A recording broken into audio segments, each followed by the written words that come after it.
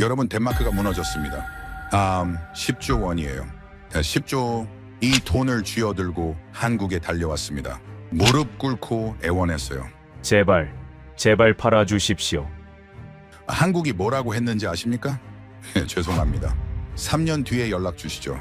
유럽 선진국이, 나토 회원국이 아시아한테 차였습니다. 하늘에 문전박대 당한 거예요. 예루이네요. 근데요, 이 장면에서 제가 진짜 미쳐버릴 것 같았던 부분은 따로 있어요. 또 3년 전으로 돌아가 보세요. 한국이 덴마크를 찾아갔습니다. 저희 무기 한번 검토해 주십시오. 이네, 원래 덴마크가 뭐라고 했는지 아세요? 아시아산 무기. 검증도 안 된 쓰레기잖아? 저 이 부분 읽으면서 이가 갈리더라고요. 근데요, 진짜 소름 돋는 건 그 다음이에요. 한국 담당자들 분노 안 했대요. 항의도 안 했고 언론에 폭로도 안 했어요. 그냥 조용히 돌아갔습니다. 그리고 3년 동안 이를 갈았어요. 폴란드 갔습니다. 루마니아 갔고 호주 갔어요.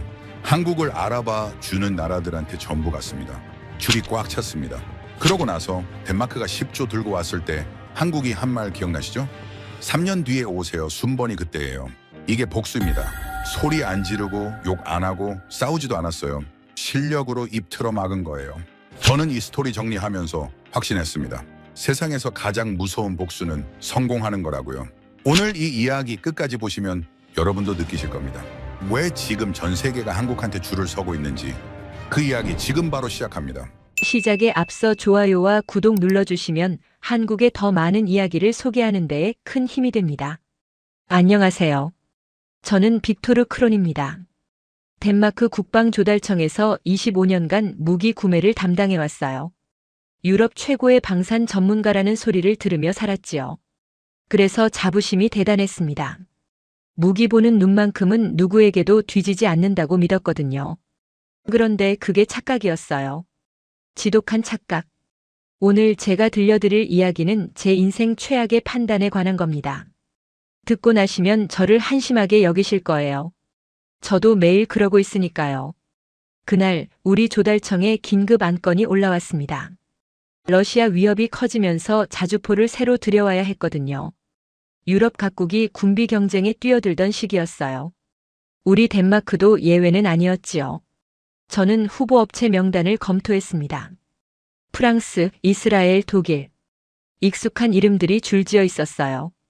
그런데 맨 아래에 낯선 이름이 하나 보이더군요. 한국. 처음엔 눈을 의심했습니다. 한국이 무기를 만든다고? 반도체랑 스마트폰이나 만드는 나라 아닌가? 솔직히 어이가 없었어요. 유럽 선진국들 틈에 아시아 업체가 끼어 있다는 게 우스웠거든요. 저는 부하 직원을 불렀습니다. 한국 업체는 왜 명단에 있냐고 물었지요. 직원이 대답하더군요. 최근 동유럽에서 관심을 보이는 곳이 있어서 일단 넣어뒀다고요. 저는 손을 저었습니다. 시간 낭비라고 했어요. 우리는 검증된 무기가 필요하지 실험 대상이 필요한 게 아니라고 못 박았지요. 그날 오후에 한국 측에서 화상회의를 요청해 왔습니다. 자신들의 제품을 설명할 기회를 달라는 거였어요.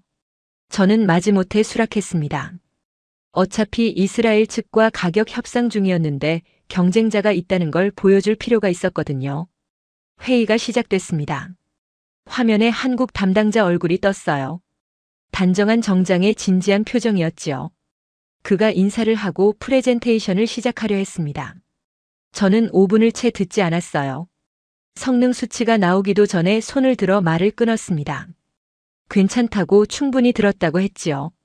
화면 속 그의 얼굴이 순간 굳어지는 게 보였어요. 당황한 눈빛이었습니다. 저는 회의를 종료했습니다. 그게 끝이었어요. 그 뒤로 한국 측에서 이메일이 여러 통 왔습니다. 추가 자료를 보내왔고 재검토를 요청했지요. 실전 데이터도 첨부되어 있었어요. 저는 단 하나도 열어보지 않았습니다. 그냥 삭제해버렸어요. 읽을 가치가 없다고 판단했거든요. 한 달쯤 지났을 때 한국 측에서 마지막 연락이 왔습니다. 혹시 결정이 바뀌시면 언제든 연락 달라는 내용이었어요. 담담한 어조였지요. 저는 코웃음을 쳤습니다. 대단한 자신감이라고 생각했어요. 이미 문을 닫아버린 상대에게 저런 말을 하다니요. 그날 저녁 저는 집에 돌아와 아내에게 자랑했습니다. 불필요한 업체를 정리하고 협상력을 높였다고요. 아내가 웃으며 잘했다고 하더군요. 저는 와인을 한 잔 따르며 뿌듯해했습니다. 최선의 판단을 했다고 믿었어요. 덴마크를 위해, 유럽의 자존심을 위해 당연한 선택이라고요. 얼마 뒤 우리는 이스라엘 업체와 정식 계약을 맺었습니다. 성대한 서명식도 열었지요. 신문에도 대서특필됐어요. 저는 승리자가 된 기분이었습니다.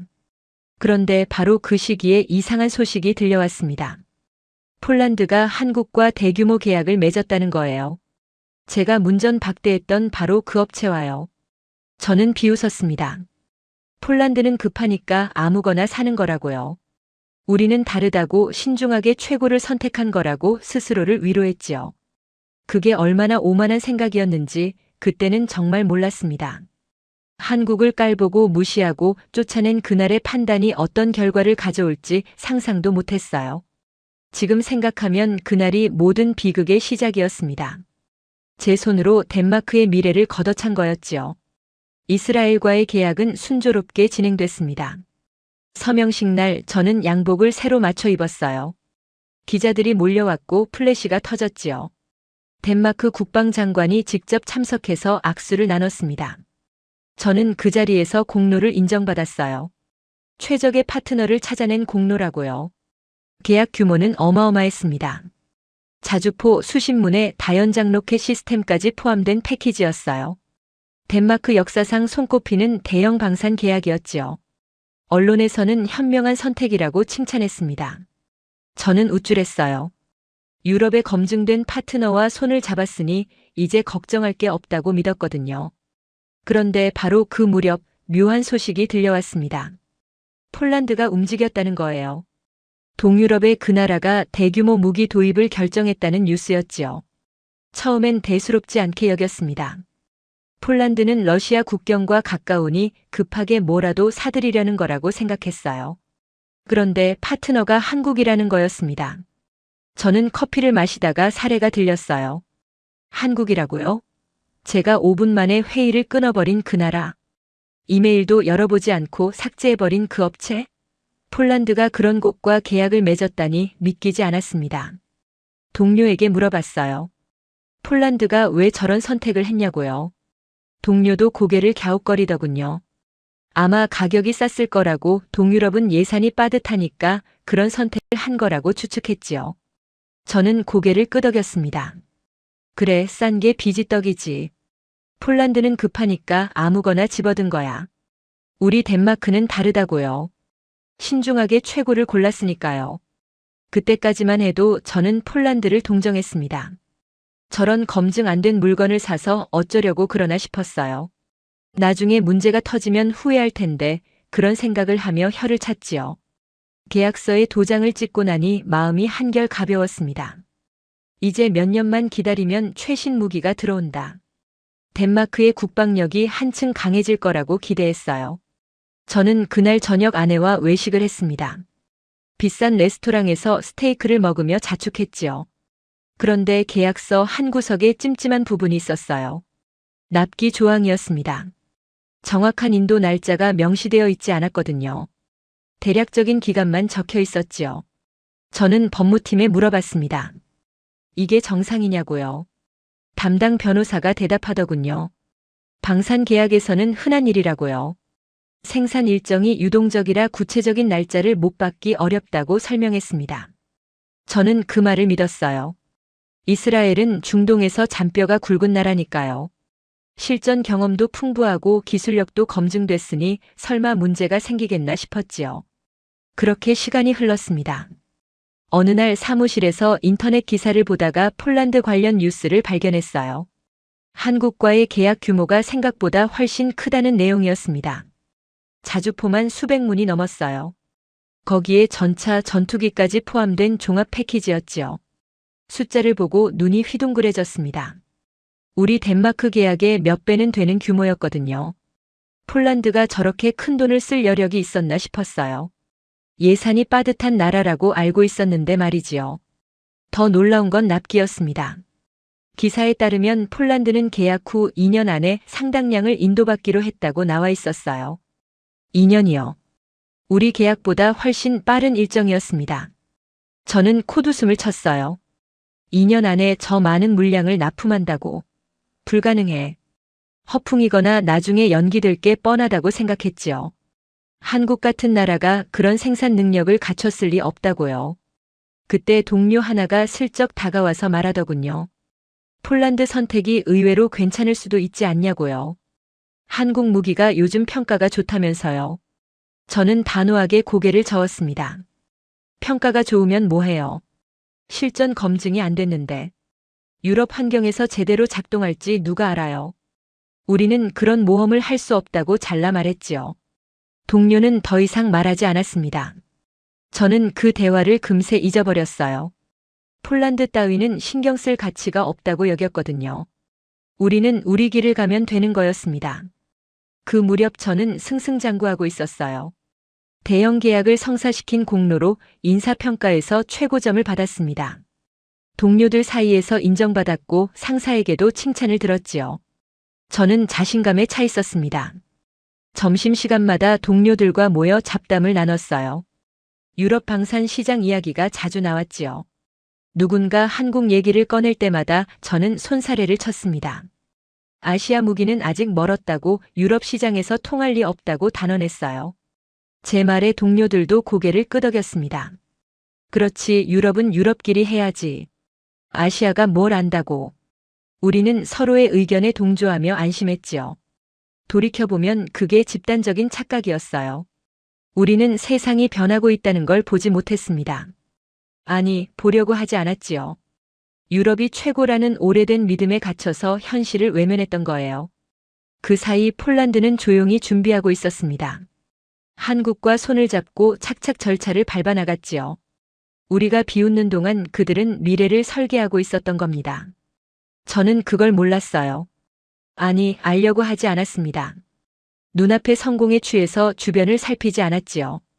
그게 얼마나 위험한 일인지 그때는 상상도 못했습니다. 이스라엘 계약서에 서명한 잉크가 마르기도 전에 세상은 이미 다른 방향으로 흘러가고 있었어요. 저만 그걸 모르고 있었던 거지요. 첫 번째 경고는 조용히 찾아왔습니다. 이스라엘 측에서 이메일이 한 통 왔어요. 생산 일정이 조금 밀린다는 내용이었습니다. 부품 수급에 차질이 생겼다고 하더군요. 하지만 걱정하지 말라고 곧 정상화될 거라고 덧붙여 있었지요. 저는 대수롭지 않게 여겼습니다. 이런 일은 방산 계약에서 흔하니까요. 한두 달 정도야 충분히 감안할 수 있는 범위였어요. 저는 보고서에 경미한 지연이라고 적어 올렸습니다. 상사도 별다른 반응을 보이지 않았지요. 그런데 2달 뒤에 또 연락이 왔습니다. 이번에는 생산 라인 조정이 필요하다는 거였어요. 다른 국가의 주문이 밀려 있어서 우리 물량 착수가 늦어진다고 설명하더군요. 구체적인 새 일정은 제시하지 않았습니다. 슬슬 불안해지기 시작했어요.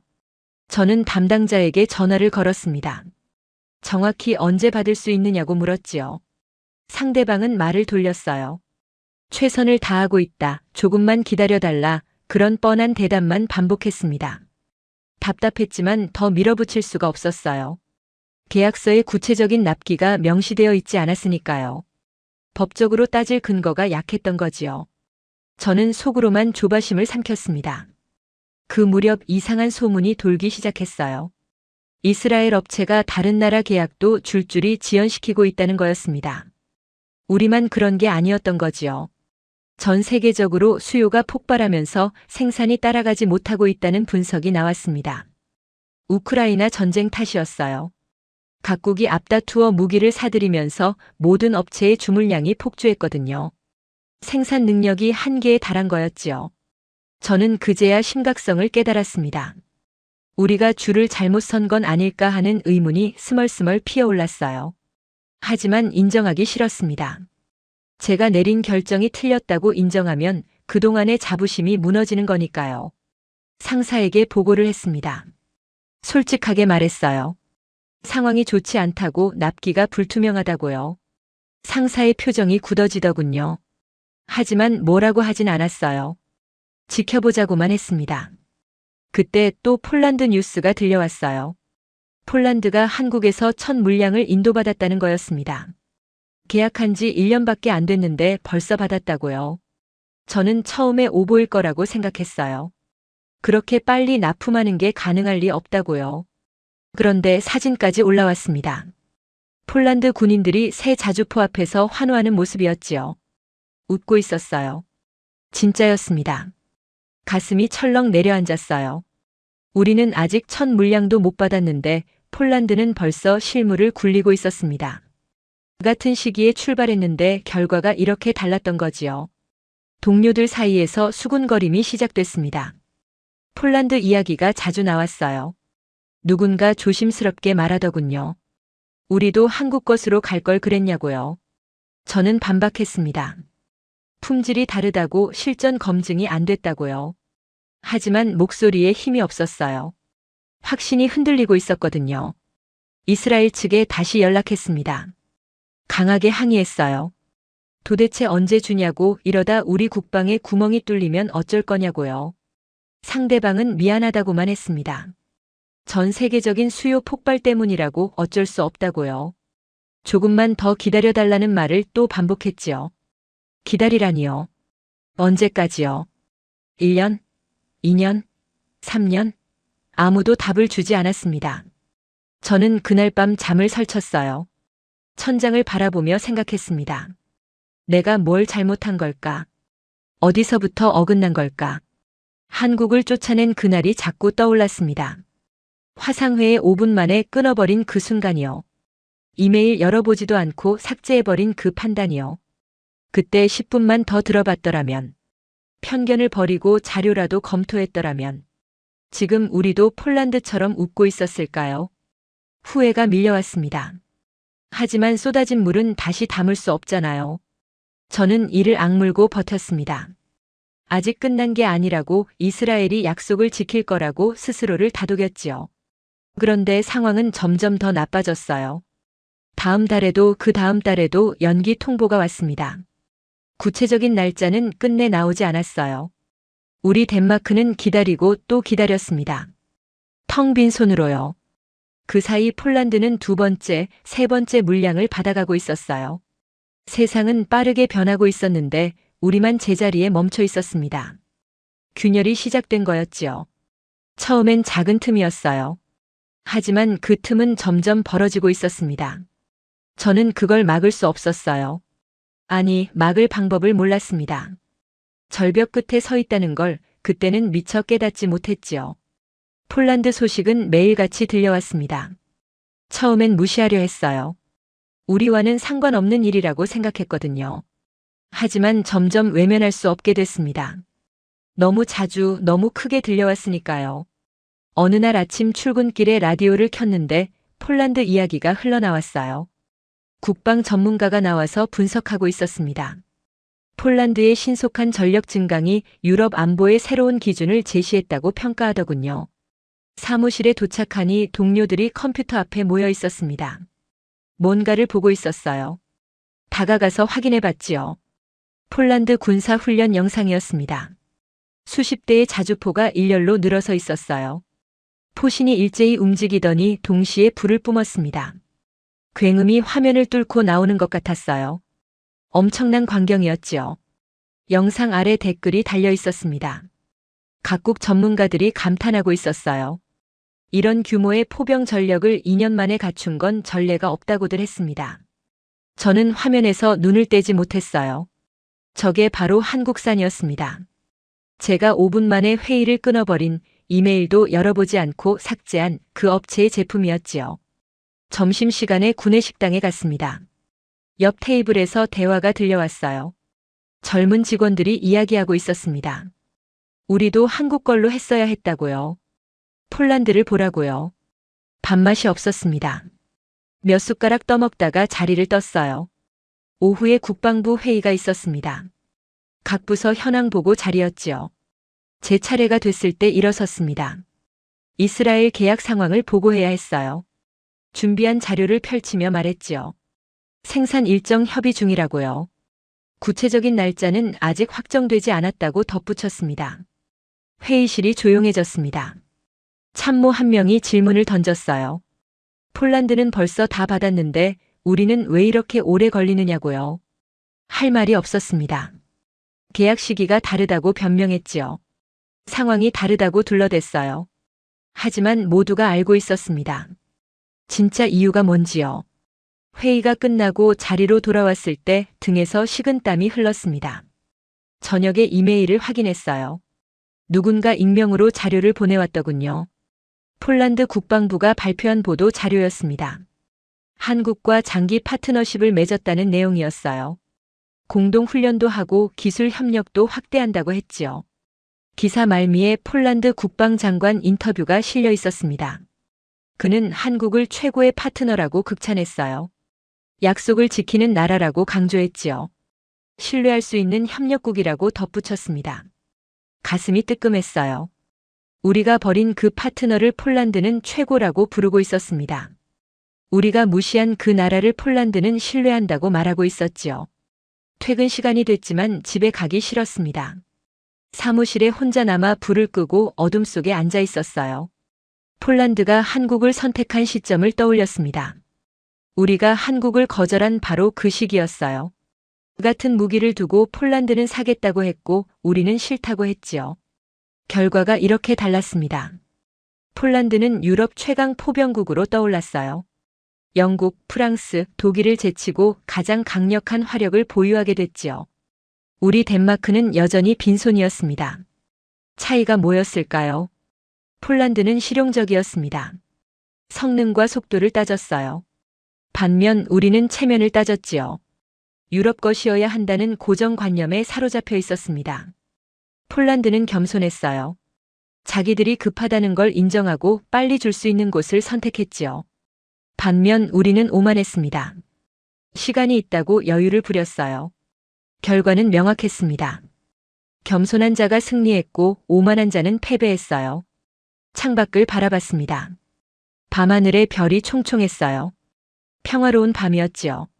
하지만 그 평화가 얼마나 갈까요? 우크라이나 전쟁은 여전히 진행 중이었고 러시아 위협은 점점 커지고 있었습니다. 폴란드는 이미 대비하고 있었어요. 최신 무기로 무장했고 훈련을 강화했지요. 반면 우리는 무기도 없이 기다리고만 있었습니다. 휴대전화를 꺼내 인터넷에 폴란드를 검색했어요. 수많은 기사가 떴습니다. 대부분 긍정적인 내용이었지요. 현명한 선택, 성공적인 조달, 모범 사례. 그런 단어들이 줄지어 있었습니다. 댓글도 읽어봤어요. 유럽 각국 사람들이 부러워하고 있었습니다. 자기 나라도 폴란드처럼 했어야 했다는 반응이 많았지요. 특히 덴마크라는 단어가 자주 보였습니다. 우리 국민들이었어요. 왜 우리는 폴란드처럼 못했냐고 불만을 터뜨리고 있었지요. 여론이 악화되고 있었습니다. 저는 그날 밤 한숨도 못 잤어요. 뒤척이다가 새벽이 되어서야 잠깐 눈을 붙였습니다. 꿈에서도 폴란드 자주포가 보이더군요. 불을 뿜으며 진격하는 모습이요. 눈을 떴을 때 온몸이 땀에 젖어 있었습니다. 폴란드의 성공은 우리의 실패를 더욱 도드라지게 만들었어요. 비교 대상이 생겨버린 거지요. 같은 출발선에서 시작해서 정반대 결과를 낳았으니 변명의 여지가 없었습니다. 저는 점점 궁지에 몰리고 있었어요. 사방에서 압박이 밀려왔지요. 도망칠 곳이 없었습니다. 폭풍은 예상치 못한 곳에서 시작됐습니다. 어느 날 아침 출근하니 사무실 분위기가 심상치 않았어요. 동료들이 웅성거리고 있었고 모두의 표정이 굳어 있었지요. 무슨 일이냐고 물었더니 한 직원이 휴대전화 화면을 보여줬습니다. 뉴스 기사였어요.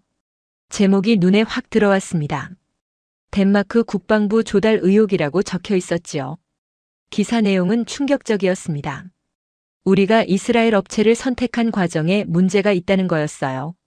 특히 한국 업체를 부당하게 배제했다는 의혹이 제기됐지요.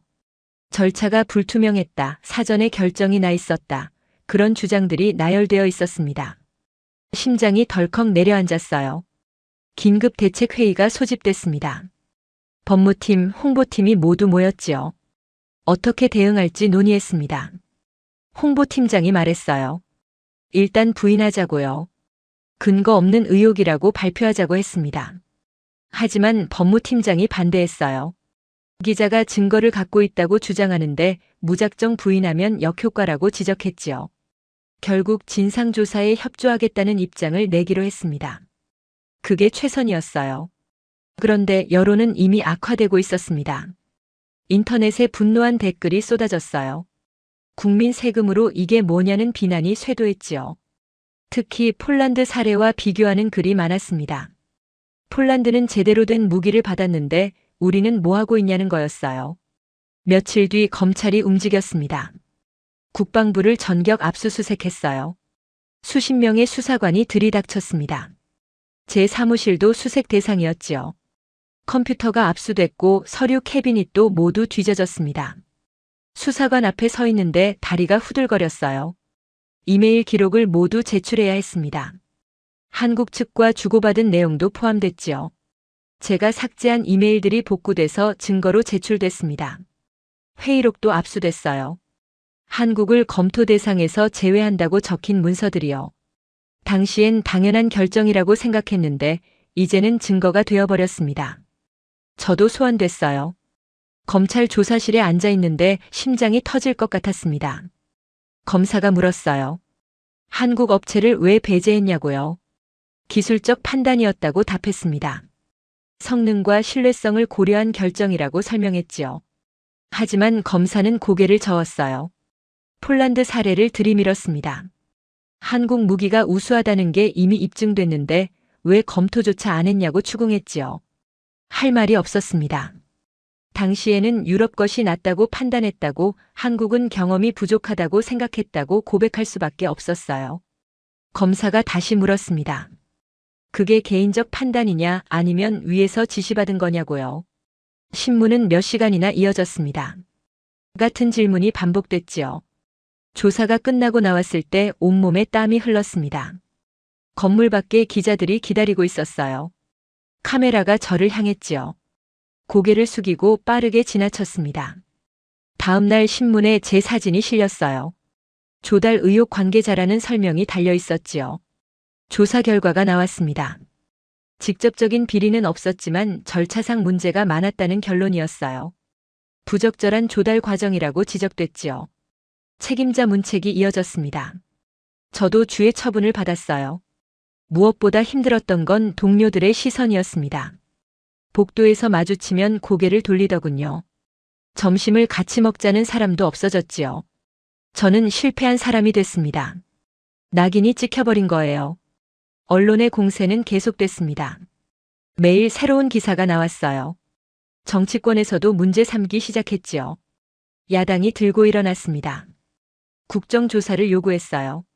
국회에서 청문회가 열렸습니다. 증인으로 출석해야 했지요. 의원들 앞에 섰습니다. 질문이 쏟아졌어요. 한국 업체를 왜 배제했냐고요. 검토조차 안 한 건 고의냐고요. 하나하나 답변했습니다. 의도는 없었다고, 최선의 판단이었다고 변명했지요.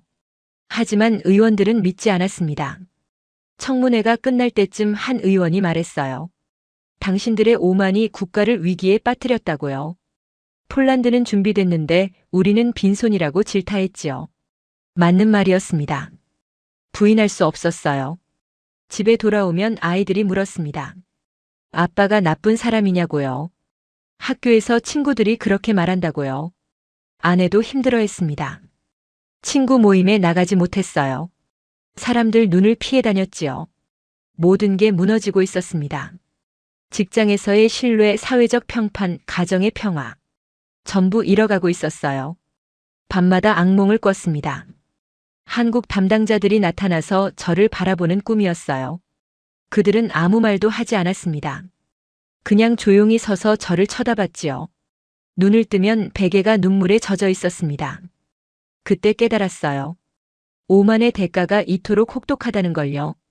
3년 전 제가 닫아버린 문이 이제 저를 가두는 감옥이 되어버렸습니다. 상황은 더욱 악화됐습니다. 국제 정세가 요동쳤어요. 러시아의 움직임이 심상치 않았습니다. 발트해 주변 군사 활동이 급증했다는 정보가 들어왔지요. 우리 덴마크 해안 쪽을 겨냥한 움직임도 포착됐다고 했습니다. 긴급 안보 회의가 소집됐어요. 국방장관이 직접 주재했습니다. 모두의 표정이 어두웠지요. 정보 담당자가 브리핑을 시작했습니다. 지도를 펼치며 설명했어요. 러시아 군사 활동이 평소보다 3배 이상 늘었다고 했지요. 대규모 훈련이 예정되어 있다는 첩보도 있었습니다. 방어 대책이 논의됐어요. 그런데 무기가 없으니 할 수 있는 게 없었습니다. 외교적 항해 정도가 전부였지요. 장관이 물었습니다. 이스라엘 무기는 언제 오느냐고요. 모든 시선이 저를 향했습니다. 일어서서 대답했지요. 아직 확정된 날짜가 없다고요. 계속 독촉하고 있다고 말했습니다. 목소리에 힘이 없었어요. 스스로도 알고 있었습니다. 빈말이라는 걸요. 회의가 끝난 뒤 부서로 돌아왔습니다. 동료들과 머리를 맞대고 가능한 모든 옵션을 검토했지요. 유럽 각국에 연락했습니다. 혹시 빌려줄 물량이 있느냐고요. 하지만 답변은 비슷했어요. 자기들 것도 부족하다고요. 우크라이나 지원으로 재고가 바닥났다고 설명했습니다. 미국에도 문의했습니다.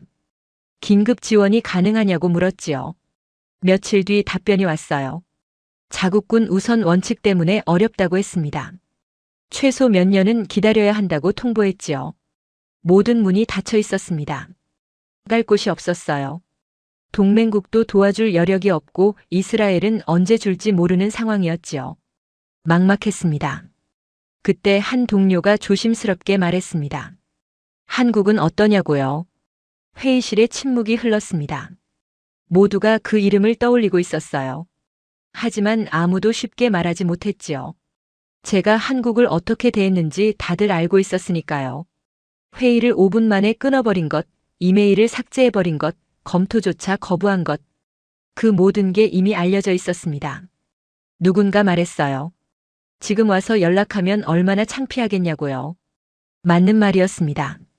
얼굴을 들 수가 없었지요. 하지만 선택지가 없었어요. 국가 안보가 걸린 문제였습니다. 자존심을 챙길 때가 아니었지요. 저는 결심했습니다. 한국에 연락하겠다고요. 장관에게 보고했습니다. 한국 옵션을 검토하겠다고 말했지요. 장관이 고개를 끄덕였어요. 어떻게든 구하라고 지시했습니다. 저는 예전 명함을 뒤졌습니다. 한국 담당자 연락처가 있었어요. 3년 전에 받았던 거였지요. 구겨진 종이 한 장이 나왔습니다. 이메일을 쓰기 시작했어요. 손이 떨렸습니다. 무슨 말부터 해야 할지 막막했지요. 정중하게 시작했습니다. 오랜만에 연락드린다고 썼어요. 그리고 본론으로 들어갔지요. 긴급히 무기 구매가 필요하다고 적었습니다. 가능한 빨리 논의하고 싶다고요. 보내기 버튼 앞에서 한참을 망설였습니다. 이걸 보내면 우리의 굴욕이 완성되는 거였어요. 쫓아냈던 상대에게 도움을 구하는 꼴이었지요. 하지만 보낼 수밖에 없었습니다. 버튼을 눌렀어요. 그 뒤로 답장을 기다렸습니다. 하루, 이틀, 사흘이 지났지요. 소식이 없었어요. 불안했습니다. 혹시 거절하려는 걸까요? 우리가 그들을 어떻게 대했는데 도와줄 리 없다고 생각한 걸까요? 매일 이메일함을 확인했습니다. 새로 고침을 수십 번씩 눌렀어요. 아무 소식도 없었지요. 나흘째 되는 날 드디어 답장이 왔습니다. 심장이 쿵쾅거렸어요. 떨리는 손으로 메일을 열어봤습니다. 간결한 내용이었습니다. 검토 가능하다고 적혀 있었어요. 숨을 내쉬었습니다. 거절당한 건 아니었지요. 희망이 보이는 것 같았어요. 그런데 다음 문장이 눈에 들어왔습니다. 조건이 있다고요. 현재 생산 라인이 포화 상태라고 설명돼 있었어요. 여러 나라 주문이 밀려 있다고 했습니다. 이미 계약한 곳들이 줄을 서 있다고요. 폴란드, 루마니아, 호주, 그 외 여러 나라 이름이 나열되어 있었습니다. 마지막 문장을 읽었어요. 먼저 계약한 곳부터 순서대로 납품한다고요. 덴마크의 순번은요. 맨 뒤였습니다. 저는 다시 이메일을 보냈습니다. 더 빠른 방법이 없느냐고 물었어요. 추가 비용을 지불할 용의가 있다고 제안했지요. 얼마든 맞추겠다고요. 답변이 왔습니다. 간결했어요. 가격 문제가 아니라고요. 물리적으로 생산 능력이 한계라고 설명했습니다. 공정성을 위해 순서를 지켜야 한다고 못 박았지요. 냉정했습니다. 하지만 정당했어요. 우리라도 똑같이 했을 겁니다. 먼저 온 손님부터 대접하는 게 당연하니까요. 문제는 우리가 너무 늦었다는 거였지요. 3년 전에 계약했더라면 지금쯤 이미 받았을 겁니다. 폴란드처럼요. 하지만 우리는 그때 문을 닫았어요. 기회를 걷어찼지요. 그 대가를 지금 치르고 있었습니다. 저는 장관에게 보고했습니다. 한국도 당장은 어렵다고요. 최소 몇 년은 기다려야 한다고 말했지요. 장관의 얼굴이 창백해졌습니다. 한참 동안 아무 말도 하지 않았어요. 비상대책회의가 다시 열렸습니다. 총리까지 참석했지요. 국가 위기 상황이라고 선포됐습니다. 외교적 노력을 강화하라는 지시가 떨어졌어요. 나토 동맹국들에게 도움을 요청하라고 했지요. 긴급 사절단을 파견했습니다.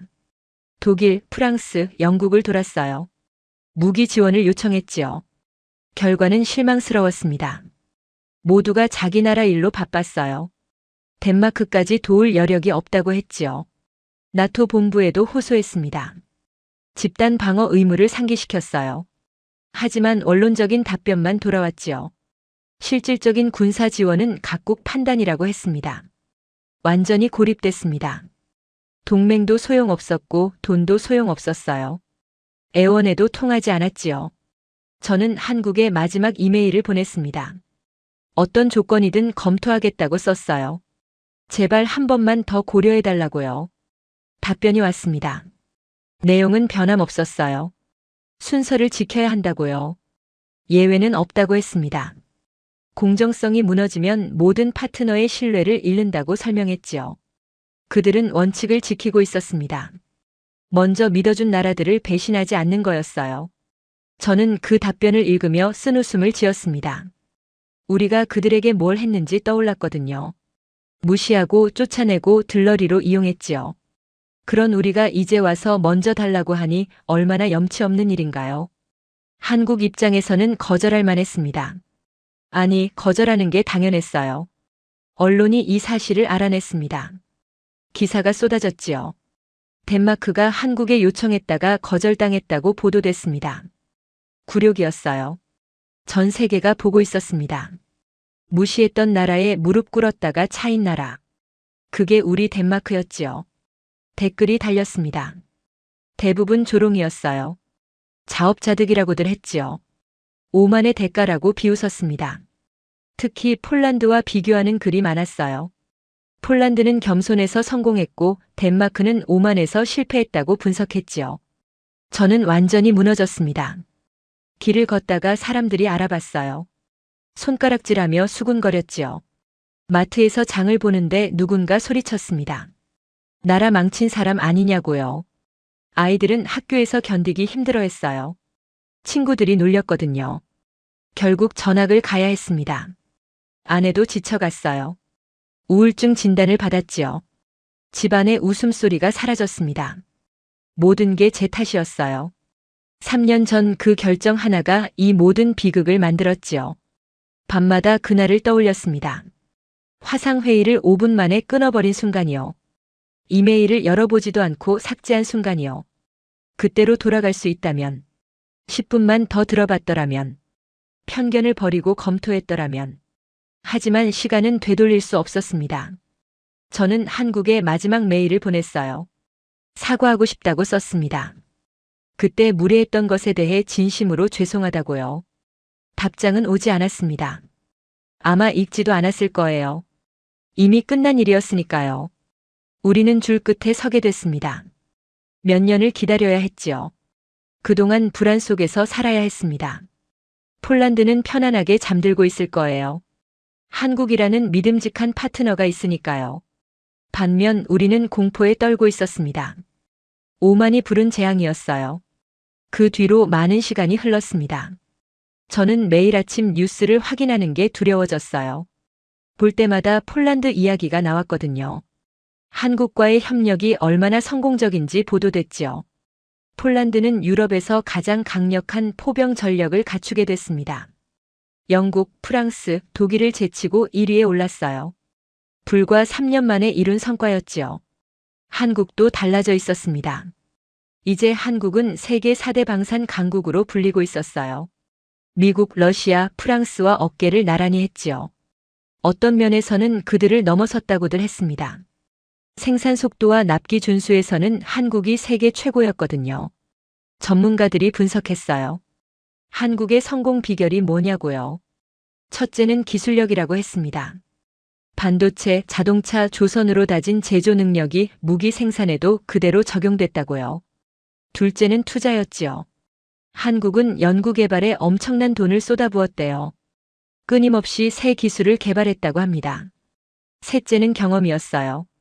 70년 넘게 휴전 상태를 유지하며 실전 같은 훈련을 반복해왔다고요. 그게 노하우가 됐다고 했지요. 넷째는 절박함이라고 했습니다. 북한이라는 위협 때문에 무기를 제대로 만들 수밖에 없었다고요. 생존이 걸린 문제였으니까요. 하지만 가장 중요한 건 다른 거였어요. 겸손함이었습니다. 한국은 자만하지 않았대요. 계속 배우고 발전했지요. 고객 말을 경청하고 개선했다고 합니다. 유럽 업체들과는 정반대였어요. 그들은 고객을 무시하고 자기들이 더 잘 안다고 우겼지요. 한국의 겸손함이 신뢰를 만들었습니다. 신뢰가 주문을 만들었고 주문이 성장을 만들었지요. 저는 그 보도들을 보며 뼈아픈 깨달음을 얻었습니다. 우리가 무시했던 그 나라가 세계를 바꾸고 있었어요. 우리가 거절했던 그 파트너가 모두가 원하는 존재가 됐지요. 한국의 위대함을 우리만 못 봤습니다. 폴란드는 봤어요. 루마니아도 호주도 노르웨이도 봤지요. 심지어 영국과 독일까지 인정했습니다. 유럽의 자존심들이 고개를 숙였어요. 우리만 끝까지 오만했습니다. 그 대가를 치르고 있었지요. 그런데 한국은 우리를 비웃지 않았습니다. 복수하지 않았어요. 그저 묵묵히 일할 뿐이었지요. 더 좋은 무기를 만들고 더 빠르게 납품하고 더 많은 나라를 도왔습니다. 말이 아니라 행동으로 보여주는 거였어요. 그게 진짜 강자의 모습이었습니다. 저는 지금도 그날을 떠올립니다. 화상회의 화면에 떴던 한국 담당자의 얼굴이요. 단정한 정장, 진지한 표정. 그가 설명을 시작하려는 순간 제가 손을 들어 끊어버렸지요. 그때 그 사람 표정이 아직도 기억나요. 순간 굳어지더니 곧 담담해졌습니다. 분노도 원망도 없었어요. 그냥 고개를 끄덕이고 사라졌지요. 그들은 그 굴욕을 삼켰습니다. 그리고 결과로 보여줬어요. 쫓겨난 자리에서 일어나 세계 최고가 됐지요. 무시당한 서름을 연료로 삼아 불가능을 가능으로 바꿨습니다. 그게 한국이었어요. 저는 지금 이 이야기를 여러분께 들려드리며 부끄럽기 짝이 없습니다. 한국을 무시했던 게 부끄럽고 폴란드를 비웃었던 게 부끄럽고 오만함에 눈이 멀었던 게 부끄럽습니다. 하지만 이 이야기를 해야 했어요. 누군가는 알아야 하니까요. 겸손을 잃으면 어떤 대가를 치르는지요. 편견에 갇히면 얼마나 큰 기회를 놓치는지요. 한국은 증명했습니다. 작은 나라도 위대해질 수 있다는 걸요. 과거가 초라해도 미래는 찬란할 수 있다는 걸요. 겸손하고 성실하면 세계가 인정한다는 걸요. 약속을 지키면 신뢰를 얻는다는 걸요. 저는 이제 그들을 존경합니다. 3년 전에는 깔봤지만 지금은 진심으로 경의를 표합니다. 대한민국, 정말 대단한 나라입니다. 오늘 사연은 여기까지입니다. 한국 무기 깔봤던 덴마크가 한국의 위대함 앞에 굴복한 사연 어떠셨나요? 사연의 주인공에게 응원의 댓글을 남겨주세요. 지금까지 감동정거장에서 사연 전해드렸습니다. 사연이 마음에 드셨다면 좋아요와 구독 부탁드립니다. 시청해주셔서 감사합니다.